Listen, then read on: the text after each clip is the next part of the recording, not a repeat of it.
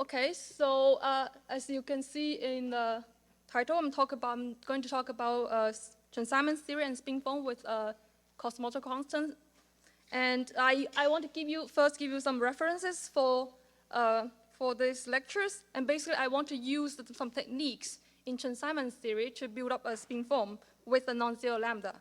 And mainly, the references I use for these lectures are the first and to fourth. And 5 and 6 are some more recent developments, but I don't think I will have time to go to that part. So I'll base on 1 to 4 references. So the records should be given to the authors of these references. As you can see from the titles of these references, you will see SL2C Chern-Simons theory, and the technique related to SL2C Chern-Simons theory. The references for these techniques can refer to the 7 to 9 references. And I also created a lecture note for this lecture, which have more details because I can't go through everything. And I think the lecture note is already uploaded to the website, so you can check that out. And the references are also in the lecture note. Yeah. So in these, I have 3 hours of lectures, 3 lectures. And my plan for the lectures are the following. And in the first lecture, I've decided to just write it during my lecture. And in the first lecture, I would talk about the motivation of building up the spin foam in this way. And I will talk about the scheme of how we build up this spin foam model. And in the second lecture, I would talk about the SL2C Chern-Simons theory on a so-called ideal tetrahedron. I will explain what is an ideal tetrahedron when we get there. And in the third lecture, I will generalize it to talk about SL2C Chern-Simons theory on a 3-manifold, and I will tell you what this 3-manifold would be. And then on this 3-manifold, we will build up the spin foam model. We will write out the spin foam amplitude in 4 dimensions. We'll talk about the 4D quantum gravity. Okay, let's get started. And in this first lecture, we talk about the motivation. Okay, so maybe just very briefly, what is the idea of spin foam? So the spin foam is to provide a way to regularize the path integral of gravity. So formally, we'll write a path integral of gravity with the integration for the metric, that's a degrees freedom, and exponential of I, Planck over Planck length squared, and the Einstein-Hilbert action, which is a function of the metric. So it is described, if I have describes the history of manifold. Suppose I have a initial slice and I have a final slice, then this path integral describes the history that is bounded in this spatial slice. So this describes a 4-manifold M4. And of course, I will put some boundary condition, which is the induced metric on the initial slice and the induced metric on the final slice. So this is the formal path integral, but now we want to regularize it. And after regularization, we arrive at the spin foam amplitude, which depends on the triangulation of this 4-manifold, such that it respects the so-called local spin foam ansatz. What is local spin foam ansatz? It assumes that this amplitude, which is defined on a triangulation of a general 4-manifold, it can be split into some local amplitude. In particular, after the triangulation, we will have some simplices. So for each simplices, I will associate an amplitude for the simplices, and it has a function of some configuration. Now I will just refer to the EPRL model, and the configuration will be spin and some intertwiner. And I associate an amplitude for all of them, so I will have a product to all the 4 simplices. And furthermore, we will associate the amplitude for each tetrahedron of the triangulation. It's also a function of spin and intertwiner. Also product for all tetrahedra. And also for each triangle in this triangulation, I also associate the amplitude to the triangle, and this in EPRL is just a configuration. It's a function of the spin, and also product for all of them. And then I sum over all the configuration. This is the local spin-form ansatz. And in 4D spin-form, we are more familiar with the spin-form model with with zero cosmological constant. And here I will just refer to the EPRL. This is one of the most studied spin-form model in 4D. And one feature of the EPRL spin-form is that when the configurations J, which we call spin, goes to very large, we find that the amplitude for simplex, it's reproduced the Regge action, which Bianca taught you in her lecture. And she told you that the Regge action can be seen as a discretized Einstein-Hilbert action. And it's this result that tells us the EPRL is some kind of quantum gravity theory. But the problem in the EPRL is that if I consider the spin-form amplitude in EPRL for a general triangulation of a four-manifold, it gives us a divergent result. So how to deal with it? It's not a very good regularization in this way. So usually what people do is to introduce a cutoff. Because this divergence comes from an infinite sum for the spin, it sums from 0 to infinity. So we introduce a cutoff. Instead of to infinity, we sum from 0 to a maximum J max. Then this gives us a final result. But this cutoff is put by hand. So one may ask, what is the physical meaning of this cutoff? And today we will talk about the 4D spin-form model with a non-zero cosmological constant.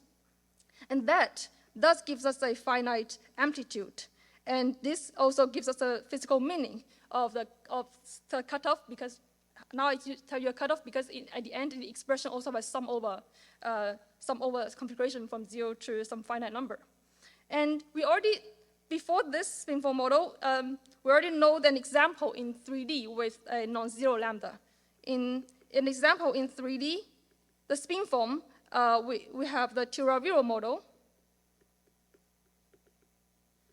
And this corresponds to a positive lambda, and that also gives us a finite amplitude. So we also have a very nice result in lower dimension. But the center of this lecture is to tell you the four-dimensional spin-form with a non-zero lambda. And actually, to build up this spin-form, we learned some idea from the EPRL. So I think it's also good to give you some review on EPRL, although you've heard this in previous lectures, but I will explain it in a way that's more parallel to how I would generalize it. So EPRL, again, it's with a 0 lambda. We work on the Lorentzian signature. So the signature would be the -1, 1, 1, and 1. And if we consider the first order action for GR, it's a function of the tetrad and a connection. This E is a tetrad, and this is an SL2C1 form. And this A is a connection. It's also an SL2C1 form. And this action is written as an integral for the four manifold. And I have 1/2 here, and epsilon ijkl, ei wedge ej wedge curvature, which is a function of connection. And here ijkl, they are Lie algebra indices. And I have 1/2 in front because I've taken the 8 pi g equals to 1.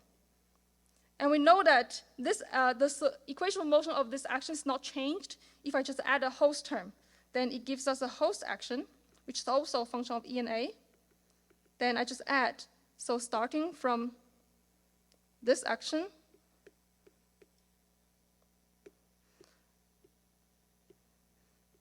I add what minus 1 over gamma and epsilon ijkl, and I have the Hodge dual acting on E wedge at, E wedge E, and wedge F.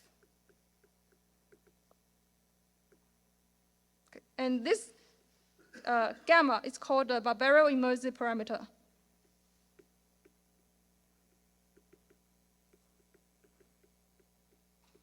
And we take it to be a real parameter. And this Hodge dual, if I act on two forms, say x, then it acts in this way. So 1/2 epsilon ijkl xkl. Because we are in Lorentzian signature, so Hodge squared equals to -1. And this host action can be written as a the action of a topological theory with a constraint. And this, so I'll call it equation 1. And 1 is, this topological theory, the action is a BF action. I'll call it HBF, because host, BA. And this B is an SL2C 2 form. And it's written as, now I want to get rid of the indices, so I will just write it into a trace, M4, and a trace of Hodge plus 1 over gamma, act on B wedge F of A. And with a simplicity constraint. And this is B equals to plus or minus E wedge E. And here the trace for if I have two forms x and y, this is defined as xij times yij. So in spin form, we would like to, because it's topological theory, it's much easier to do the quantization. So in spin form, we would like to first quantize this topological theory and then impose the simplicity constraint quantumly. So we want to first do the quantization, this host BF theory, and then impose the simplicity constraint quantumly. So what does it mean by impose simplicity constraint quantumly? We know that from here, the simplicity constraint is B equals to plus or minus E wedge E. So E wedge E is a triad, it's a function of the matrix, so it encodes the geometry. So imposing simplicity constraint, it's just to generate some geometry. And quantumly, it means that we want to generate quantum geometry from a topological theory. So let's do the quantization. The quantization we do is the path integral quantization. So we construct a path integral for this BF theory. So then I have e to I over LP squared and this action. And if we first perform the integration for B field, then we notice that it becomes an path integral, an integral over A field of a delta of the curvature.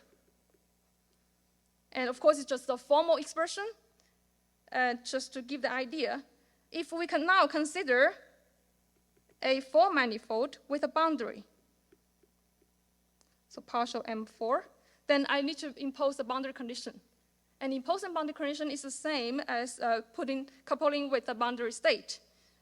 So now I'm left with a dA. So I would like my state to be a function of the connection and on the boundary. So here the A partial, it is the connection located at the boundary. When we have the boundary state or boundary condition, then this partition function, this path integral can be seen as a state. I will call it BF state. Then the BF amplitude is defined as the inner product of this boundary state and this BF state, and or explicitly just integral of delta of curvature and then couple with the boundary state. And what boundary state should we choose? We know that an LQG provides a good way to regularize gravity, so we get some insight from LQG, canonical LQG. So we want to choose this state to be such that has a support on a graph. And also, I want to choose such a state through, it's a function of a connection. I want this state to be a function of connection through some holonomy along some loops. And this is what we call the SL2C spin network state.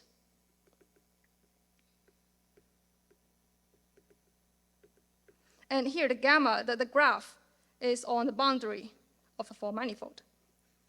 Now I want to, as I told you, I want the spin form amplitude to respect the local spin form ansatz.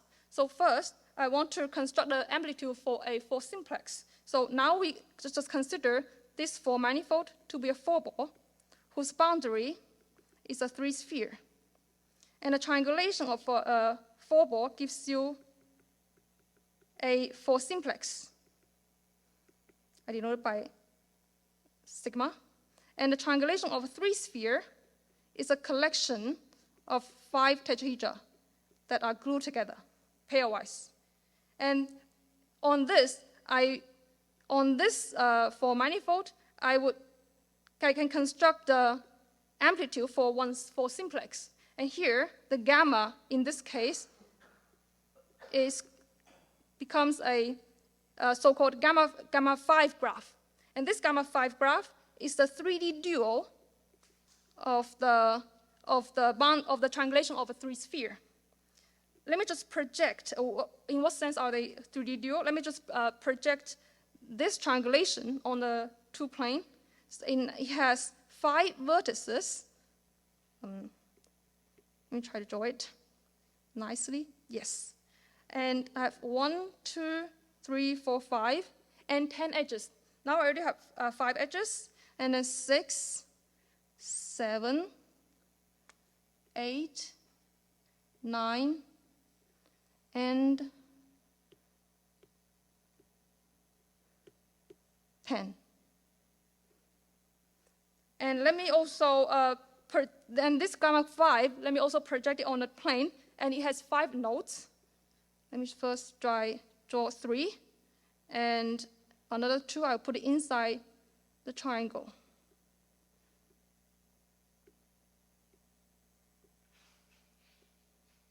Because nodes are not the same as vertices, so I denote them differently. I will put a bar, 1 bar, 2 bar, 5 bar, 3 bar, 4 bar.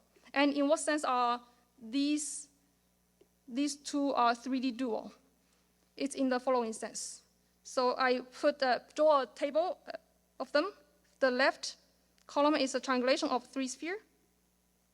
And the right, I have the gamma 5 graph.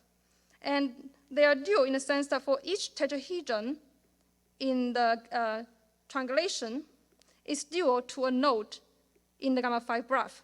For example, a tetrahedron has 4 vertices. For example, the tetrahedron formed by the vertices 1, 2, 3, 4. It's this tetrahedron, and it's dual to, for example, node 5. And each triangle on the left column is dual to a link of the gamma 5 graph. For example, I have triangle bounded by vertices 1 to 5, and it's, for example, dual to the link bounded by 3 bar, 4 bar. And go on, and the edge on each edge in the triangulation is dual to a face. For example, I have an edge connecting 4, 5. It's dual to the face bounded by 1 bar, 2 bar, 3 bar. And we don't go on because graph is too complex, and so at most it has a face. Okay, in this example, let's write the BF amplitude for four simplex. And this is, again, just a special example. So I have the state on the boundary, which is have support on the gamma 5 graph, and inner product with the BF state. And on this amplitude, we want to impose simplicity constraint. And we impose it on the boundary. In particular, we impose it on the state, the gamma 5 graph state. How do we impose it? It must be imposed in a way that it can be realized as some regularization of the continuous simplicity constraint. So it must be a regularized B equals to plus or minus E wedge E, right? And here comes one key idea in this spin form, and it's that in a bulk of this for simplex, it is topological, it's just a BF theory.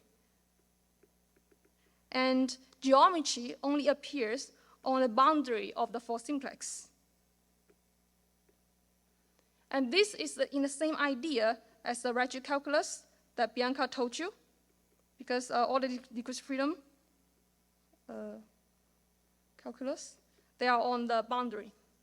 Okay, now, the simplicity constraint is B equals to plus or minus E wedge E. It's a two forms constraint. So how do we impose it? After triangulation, it's natural to do a smearing over a face because two form. So we integrate this B field over a triangle which is in a tetrahedron. And we define it to be a triangulated B field. Then we can discretize this simplicity constraint. The discretized simplicity constraint gives a relation between the discretized B field and the tetrad. And this EI, EJ of T, they are in a Cartesian coordinate patch that covers the tetrahedron.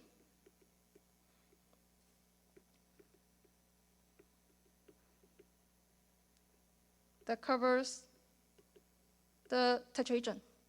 And this is not yet the simplicity constraint we really use in the E power L, but instead we want to write them in an equivalent condition for the discretized B field.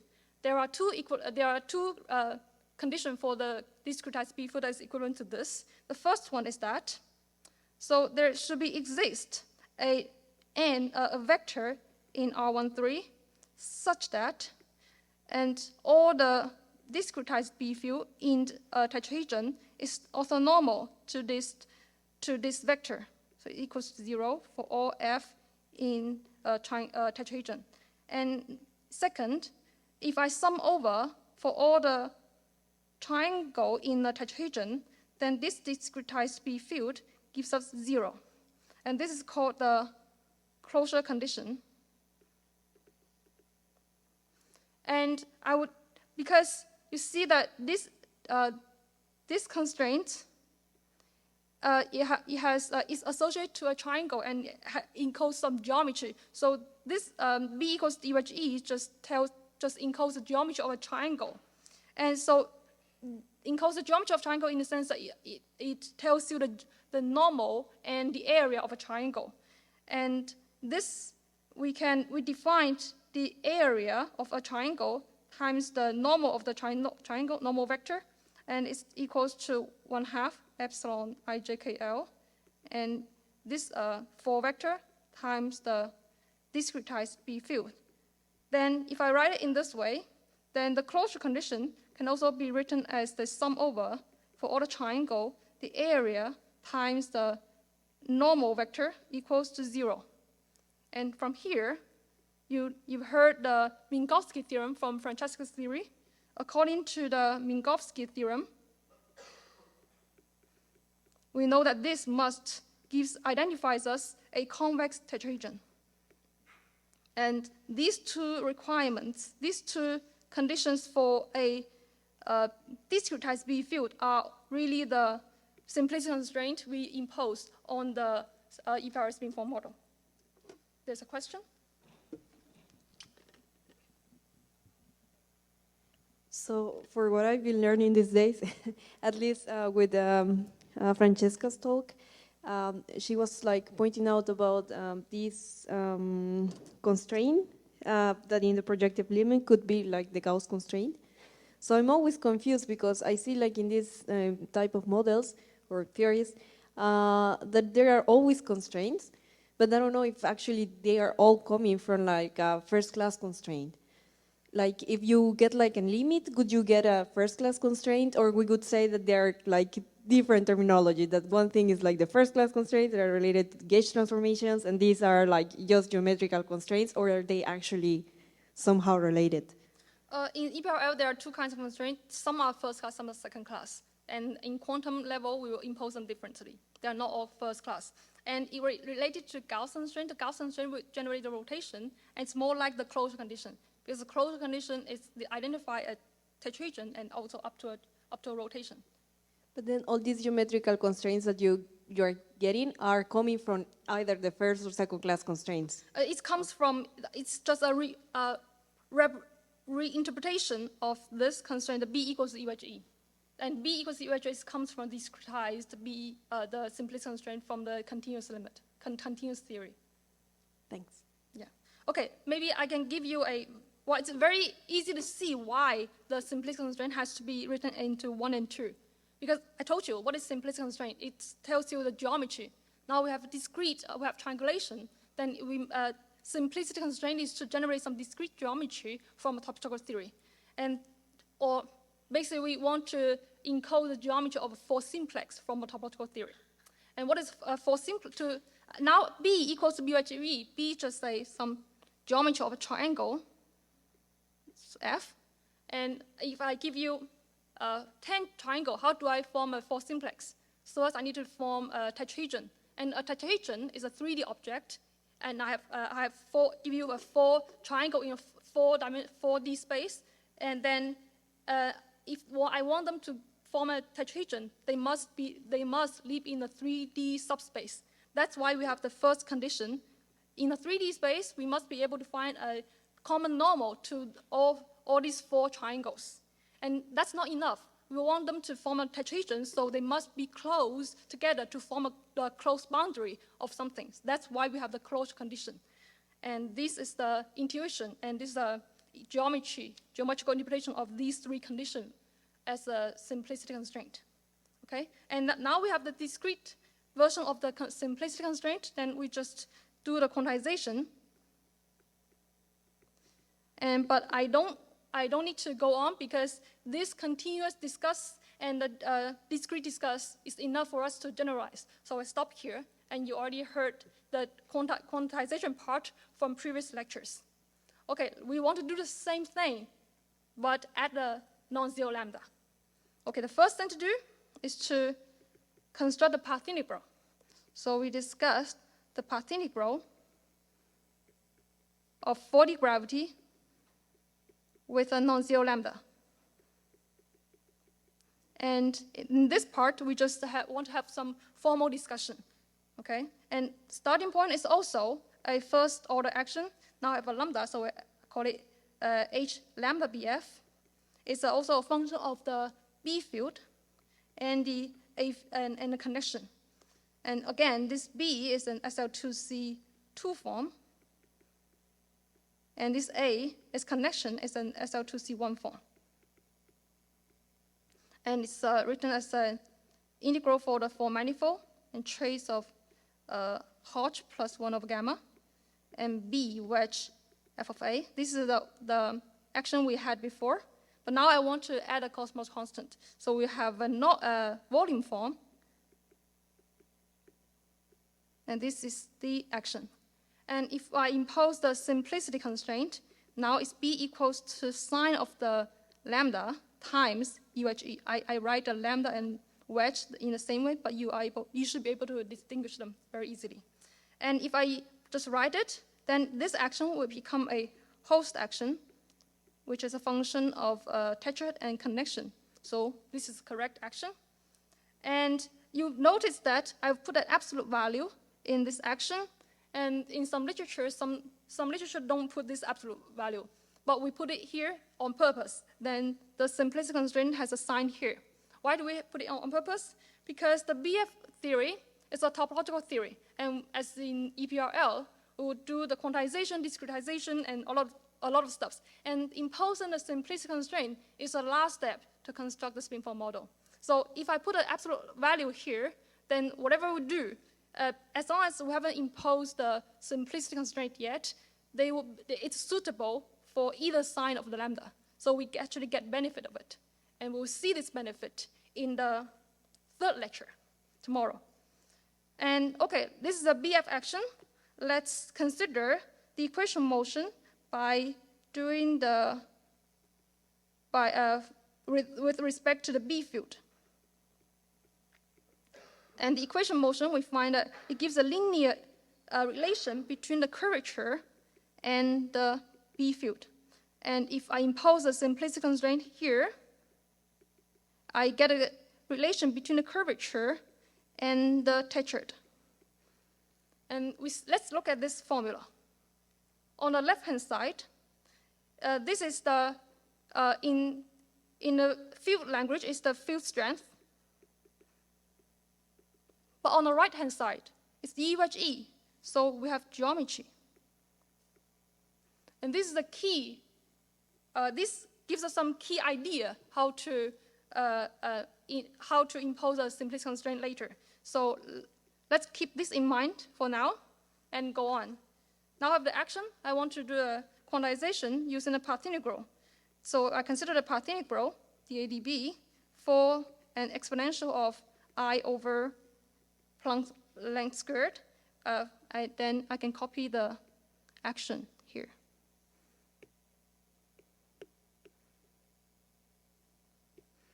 And this is the path integral.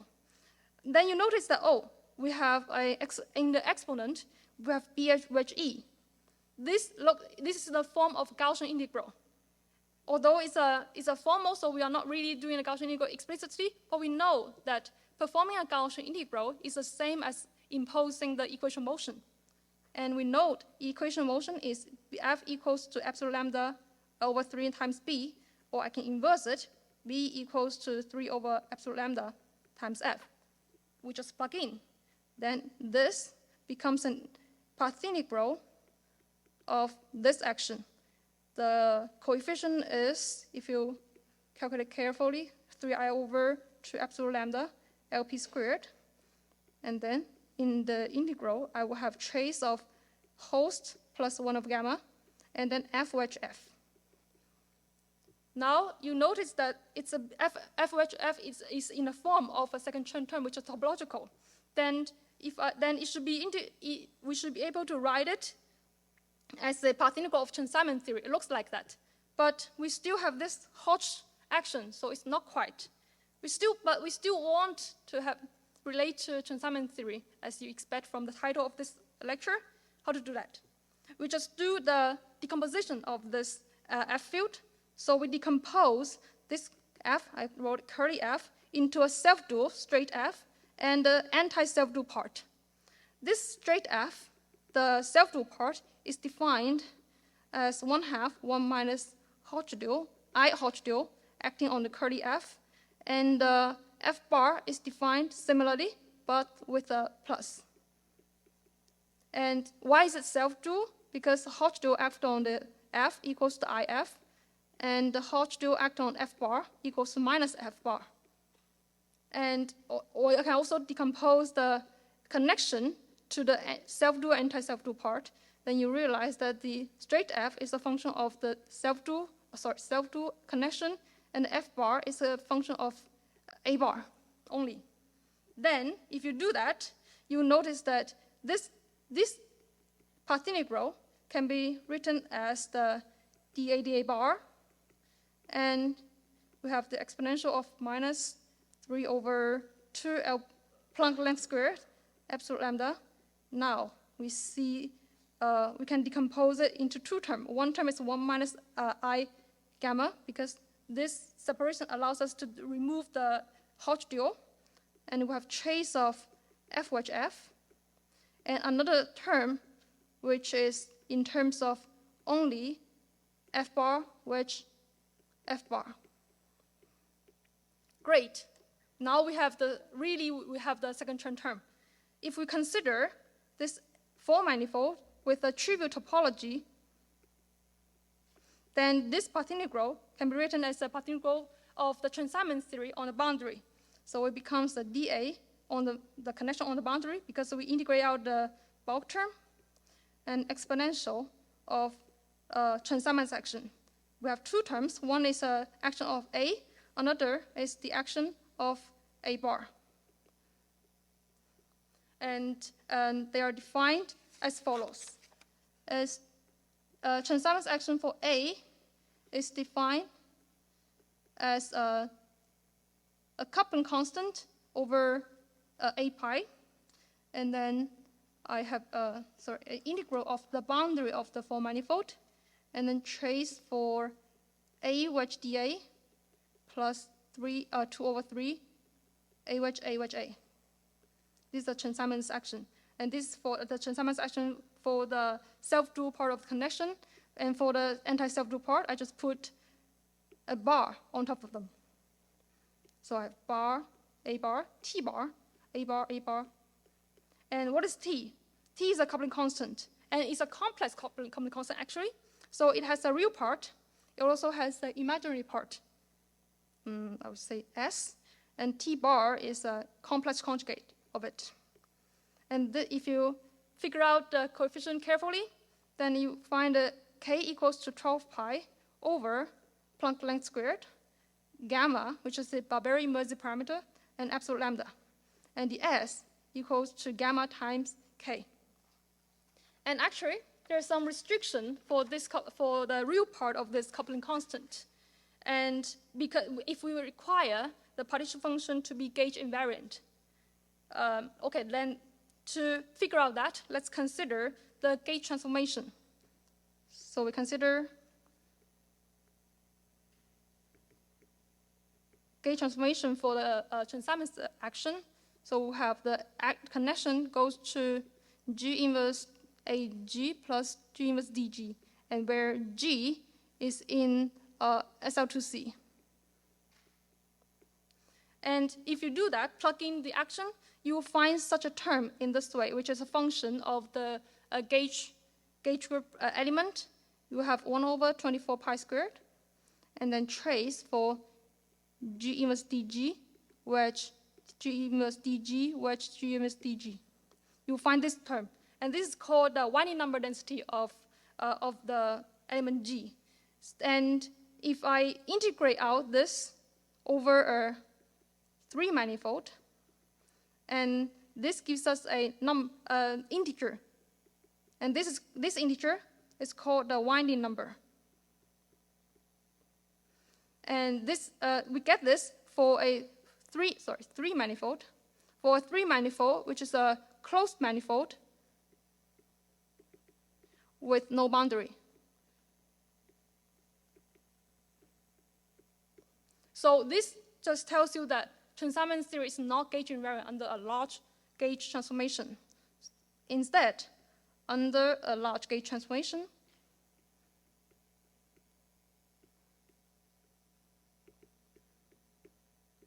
we have the Chern-Simons action would add a term, which is 2 pi case n. This K is the real part of the coupling constant. But we can lower our requirement, although it's not gauge invariant under large gauge transformation. We can just require the path integral itself is gauge invariant. So we require e to the I as the Chern-Simons action. We just want this to be gauge invariant. And this requirement would demand that the real part of the coupling constant to be an integer. So this discussion, just to tell you that the K here has to be an integer. And then this imaginary part is a real number. And this is discussed in Witten's paper in 1991. And it says that when the coupling constant of the complex Chern-Simons theory, the real part is an integer and the imaginary part is a real, then we will get a unitary Chern-Simons theory, unitary quantum Chern-Simons theory. Okay, so after that, let's continue. Where are we? Well, we were here. So this is the path integral of Chern-Simons. We end up with the path integral of a Chern-Simons theory, and it's a boundary condition, so we'll call it the Chern-Simons state. Let's go back to spin form discussion. And then I will have, then to define a spin, an amplitude, and then I just couple this state with a boundary state. Now it's a boundary state of a connection A and A bar. And then, or explicitly, it's a DA bar. I just plug in let me also denote this action. It has a complex Chern-Simons coupling constant. So I denote it by T, which is a function of A and A bar. Then I consider the e to minus I as T. Qiaoyin, we have a question. Yes, let me finish this line and couple with a state, A bar. Yes? Yes, thank you.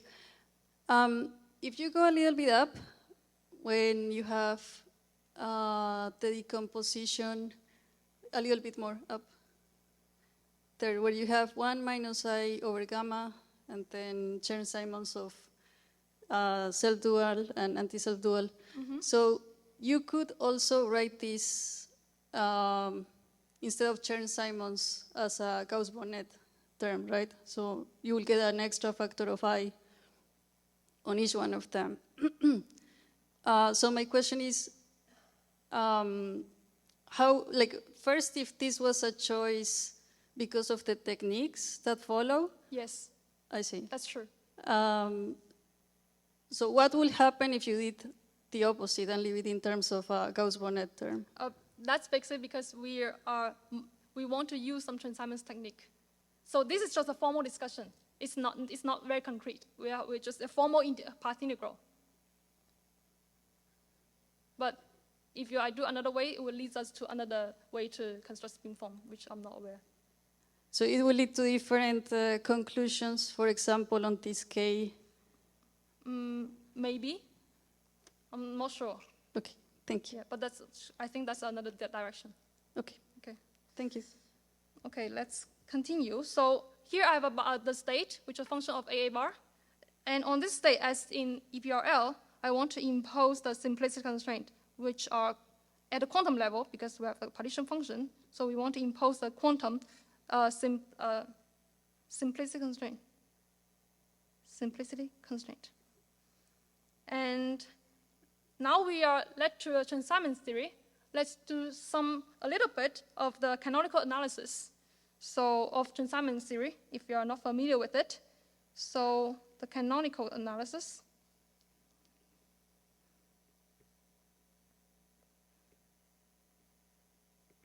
We consider locally for the local patch of this boundary. Then I can decompose it into a 2D space times R. Then I can write this complex Chern-Simons theory with a complex coupling constant into this way. So it becomes an A0. I single out the zero component. And also the anti-self-dual part. And here I equals to 1 and 2, because we are in 3D. Then we can write out the symplectic form of this Chern-Simons action, and it gives us T over 4 pi integral for the 2D space. We have the trace of delta A, straight A, right, delta straight A, and plus the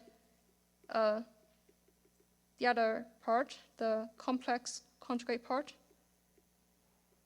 or the anti-self-dual part. We have this. And with the symplectic form, we can derive the Poisson bracket. Then eventually, I get the Poisson bracket for the A field in this way.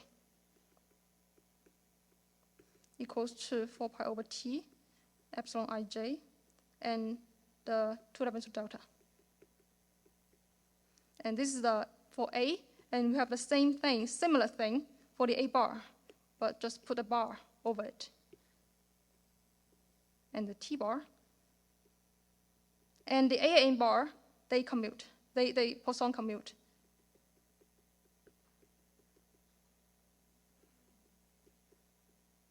Okay? And this x and y, they live in the 2D space. Then we can also consider the Chern-Simons equation motion. So I would do the derivative for the A0 component and also for the anti-stability part. And it gives us the 0 curvature. So this tells us that the equation motion of Chern-Simons gives us the 0 curvature. But I told you before that the simplicity constraint, on the other hand, tells us that f, instead of 0, gives us the lambda over 3 E wedge E. And now we're in 3D. So the left-hand side gives us a magnetic flux, or generalization of magnetic flux. And the right-hand side, again, it tells us geometry. So they conflict. So what does it tell us? Then we need to, this means that somewhere in the manifold, we need to introduce some defects. And now we have the Chern-Simons theory on the boundary of 4 manifold, and these defects are introduced on the boundary of the 4 manifold. So here comes the punchline of this discussion. The punchline here is that now at the beginning we want to construct the particle of 4D gravity with a non-zero lambda. So the 4D, it should give us a 4D quantum gravity with a non-zero lambda, which is on a 4 manifold. And this can be represented by a quantum Chern-Simons theory with a complex coupling constant. Here's the T and T bar, which is on the boundary of this 4 manifold with some defect, which is on the boundary of this 4 manifold. And this is the key point after this discussion. We want to use this idea to build up string form. Firstly, we want to build up the amplitude force for a 4 simplex. So now we consider the 4 manifold to be a 4-ball, and whose boundary is again is a 3-sphere. So I can simplify this punchline. So 4D quantum gravity with a non-zero lambda on a 4-ball can be represented by quantum Chern-Simons theory on a 3-sphere and with defect on a 3-sphere. Then let's go on. As in EPRL or other spin form model, we do the triangulation. The triangulation of a 4-ball gives us a 4 simplex, and the triangulation of this boundary gives us the 5 tetrahedra. And now we also, after the triangulation, we also want to triangulate the discretized simplicity constraint, which is f equals to lambda over 3 E wedge E here. And it's also a 2-form constraint, so we will also want to integrate over a triangle. So I will get, then this defined as a discretized curvature or associated to a triangle. And then we, as in the EPRL case, we can also write the regularized simplicity constraint to be the discretized curvature equals to lambda over 3 and EI of t, which EJ of t. And again, this is the tetrad on the local patch of the covering a tetrahedron. And we want to now, as I said, we want, before we do discretization, this simplicity constraint should introduce some defects. Now we also want to introduce defect after the discretization. So we want to interpret this as some defects on the triangulation of the 3-sphere now. Then you think, what kind of defects should we impose? Because it's associated, it's a 2-form constraint, so a natural thing is to introduce maybe a phase defect. But the problem is that we are not very familiar with how to impose, how to deal with phase defects. We are more familiar with the lower dimensional defects, for example, a link defect, a node defect. How do we do that? We remember that we have the duality map. A triangle is dual to a link, and we know how to deal with a one-dimensional defect. So how about we just put this dual graph to a three-sphere? So let me copy this graph here, and I want to embed this gamma 5 graph to a three-sphere. I would denote this to be a three-sphere, and this is gamma 5 graph. So I embed my gamma 5 graph to a three-sphere, and then I will impose the simplicity constraint on the links of the gamma 5 graph. Then after I do that, I can always take the dual picture and interpret it as the defect imposing on the triangle. Okay? So now we know how to have an idea how to impose it, the simplicity constraint in a discrete level. Then the next thing is to do the quantization. So we want to quantize this constraint to be an operator, something like this, and then we insert it to the partition function we got before, which is associated for simplex. And now comes the second idea to build up the spin form, which is that instead of an operator, we insert it along a defect, which is along a graph here.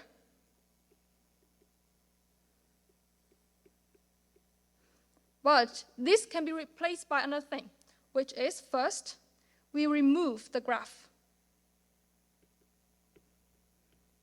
And the graph and the tubular neighborhood, tubular open neighborhood of the graph. And then we impose a boundary condition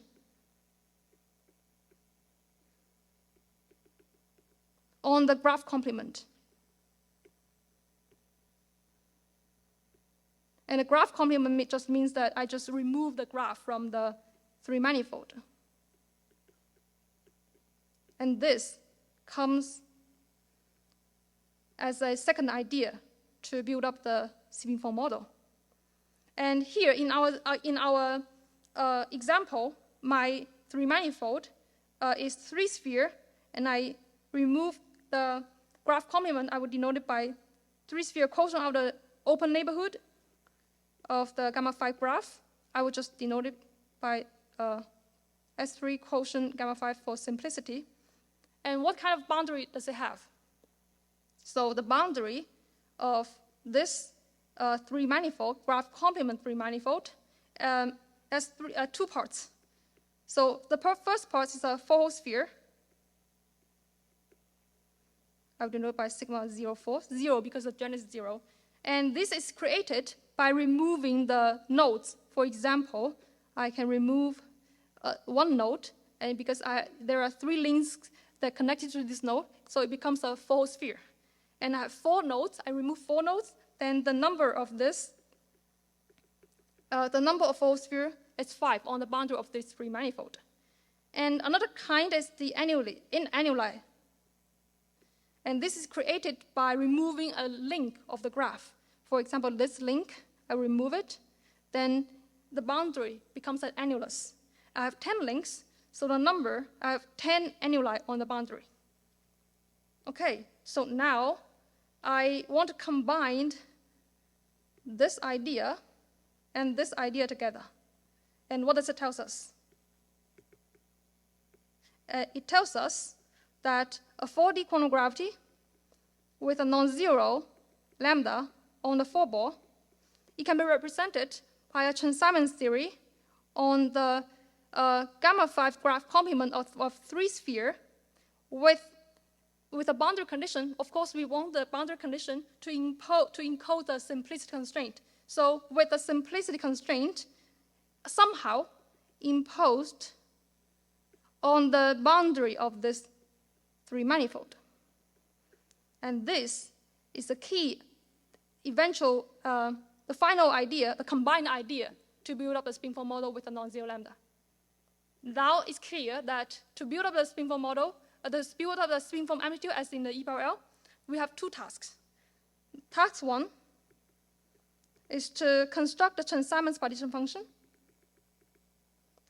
on this 3-manifold, which is the gamma 5 complement of a 3-sphere. And I will talk about this in my second lecture. And the second step, the second task, is to impose a simplicity constraint on the boundary of this 3-manifold. And I will talk about this in, we will get there only in the third lecture tomorrow. And any questions so far? Yes.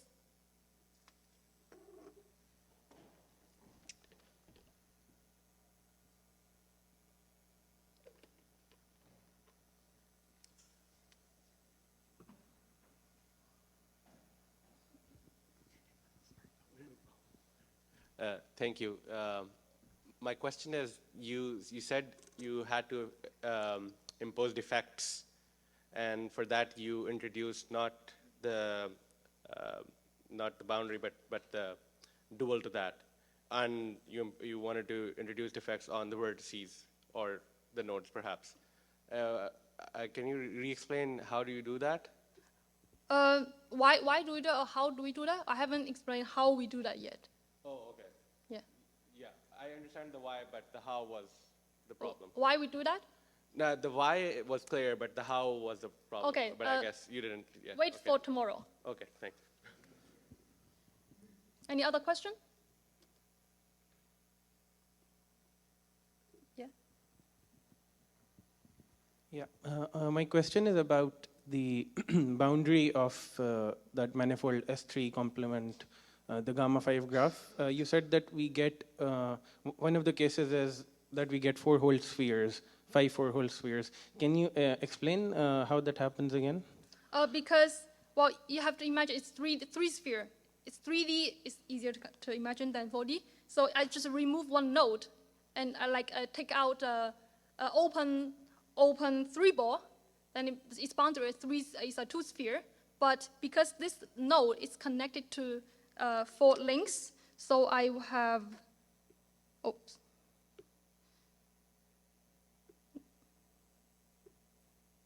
Okay, be careful. And then I will have one hole that's connected to one link, 2, 3, 4, 4-hole sphere. Yeah. Right.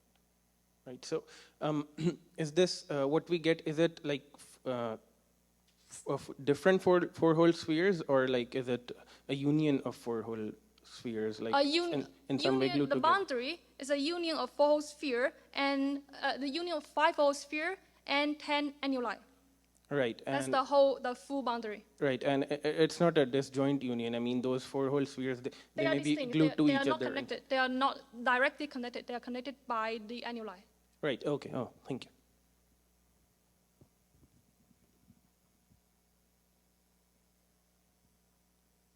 Is my time up? It is, yes. Okay, I think it's a good time to stop. So,